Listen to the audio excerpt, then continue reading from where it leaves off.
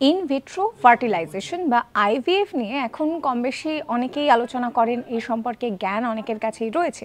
কিন্তু জানেন, আমাদের ভারতের তথা বলা ভালো যে আমাদের এক বাঙালি চিকিৎসক রয়েছেন, যিনি কিন্তু প্রথম আইভিএফ পদ্ধতিকে ব্যবহার করে সন্তানের জন্ম দিয়েছিলেন। তিনি হচ্ছেন সুভাষ মুখার্জি। আর এই সুভাষ মুখার্জির হাত ধরেই বিশ্বের দ্বিতীয় এবং ভারতের প্রথম আইভিএফ বেবি তিনি কিন্তু জন্মগ্রহণ করেছিলেন 1978 সালে। ব্রিটেনে তিনি জন্মগ্রহণ করেছিলেন। এই সুভাষ মুখার্জি তিনি কিন্তু বাঙালি এবং ভারতে তার অনেক কর্মকাণ্ড রয়েছে, কিন্তু তিনি পেশায় ডাক্তার হিসেবে নিযুক্ত ছিলেন ব্রিটেনে। তো যার কথা বলছি, যে বেবির কথা বলছি, প্রথম আইভিএফ সন্তান ভারতে, তার নাম হচ্ছে কানুপ্রিয়া আগরওয়াল, যিনি দুর্গা নামেও পরিচিত।